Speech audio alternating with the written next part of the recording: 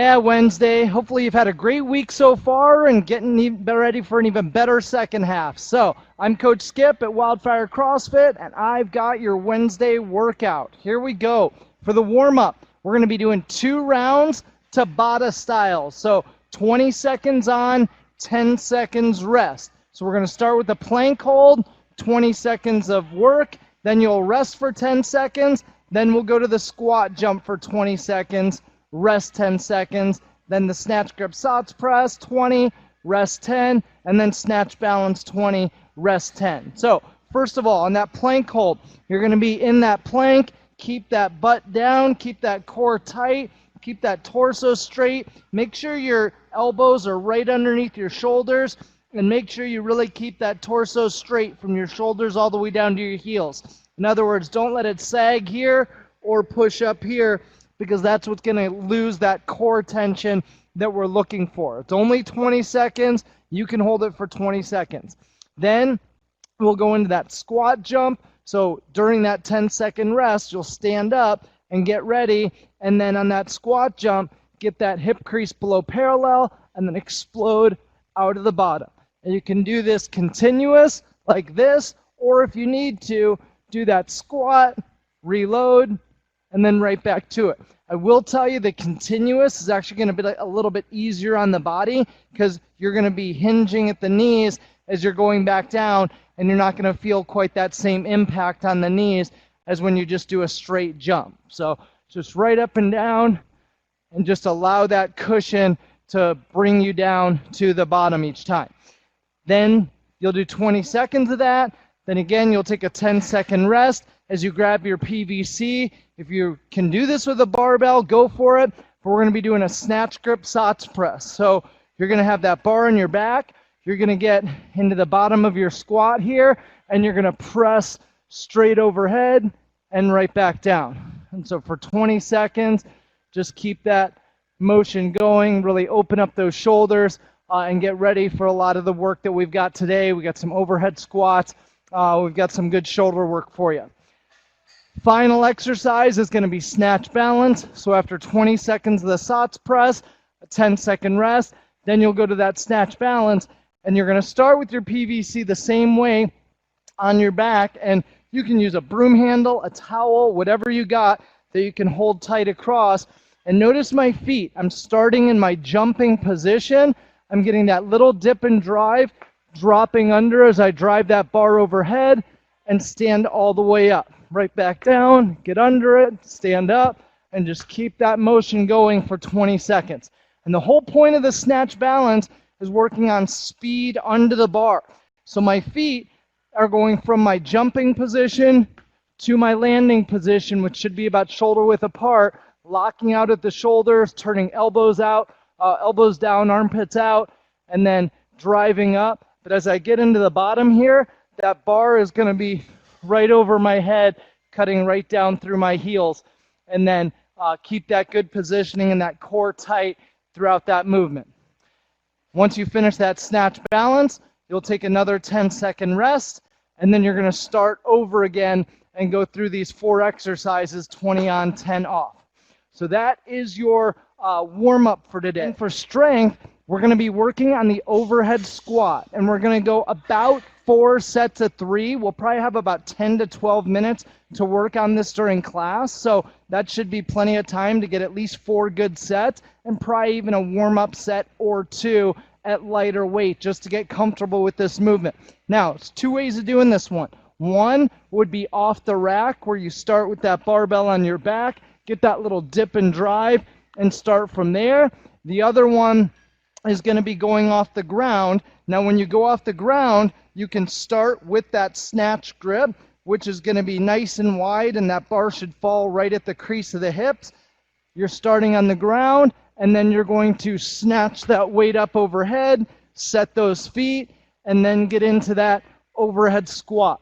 The other way you can do it is you can clean that bar, where you clean that bar to the rack position, get a little push press to get it over onto your back, move those hands out, and then just like on the rack, dip and drive to get it up into position. Once I'm in that overhead squat position, again, we want that good active shoulder, where we're really pushing those armpits out, elbows down. Keep that stability through the chest and the core. My feet are about shoulder width apart as I'm pushing those hips back and down, keeping my chest up the entire time, getting that hip crease just below parallel, and then standing all the way up out of it as if I'm pushing the ground away from my body. And then do that second rep, same thing, and then third rep, right up and down. So that's your overhead squat. Again, you can go off the rack, you can go off the ground, whatever's going to challenge you to be able to do the most weight and really focus on working on this movement and getting the best range of motion possible. And when I say range of motion, I mean I want to see that hip crease get below parallel with that chest up. If all of a sudden you start not quite getting all the way down or letting everything go forward and that bar starts to go forward, you're really going to feel it in your upper back and shoulders. And we really need that bar to stay right over the center of your body. So by the time you're in the bottom, it's straight up overhead and cutting down through the middle of your heels. And then again, standing right back up and out of it. Now, if you don't have a barbell to work with and you want to do this with dumbbells or a kettlebell or even an odd object, there's a couple ways we can do this. One of them is going about every 2 minutes for 5 or 6 rounds and doing 3 on each arm.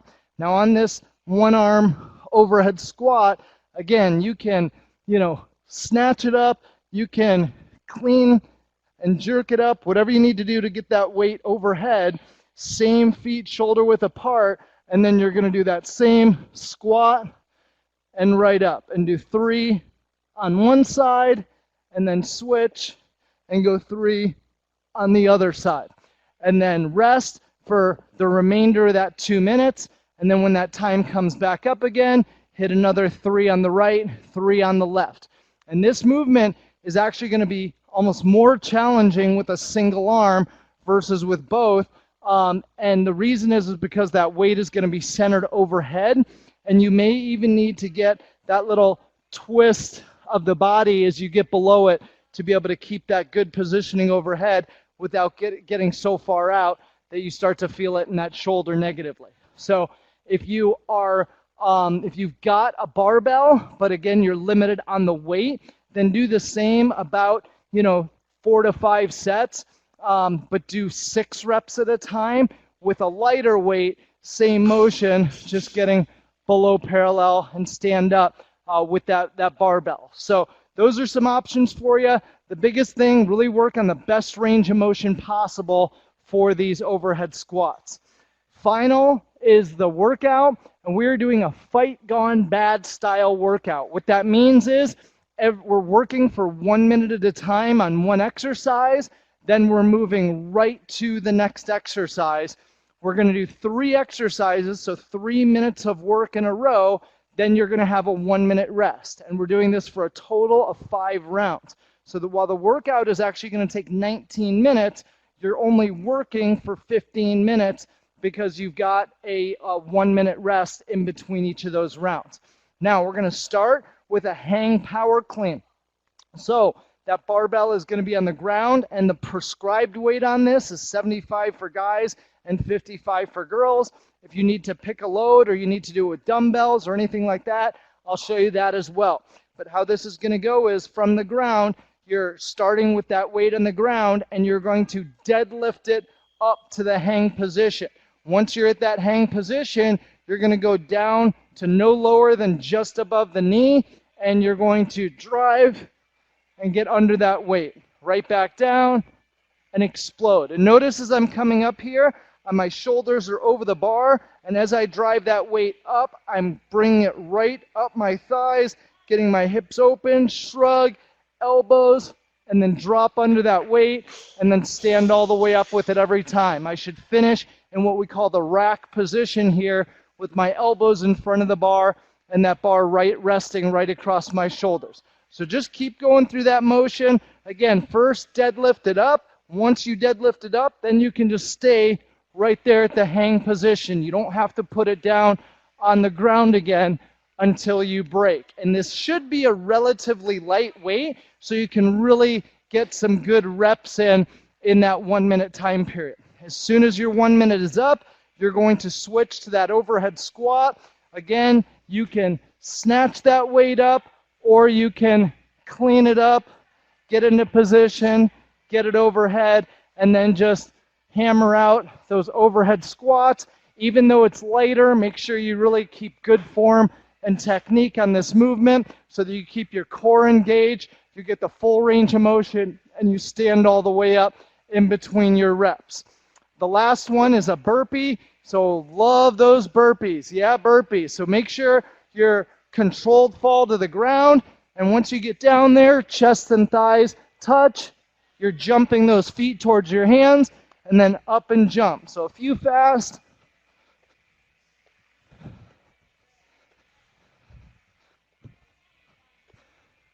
Right in there.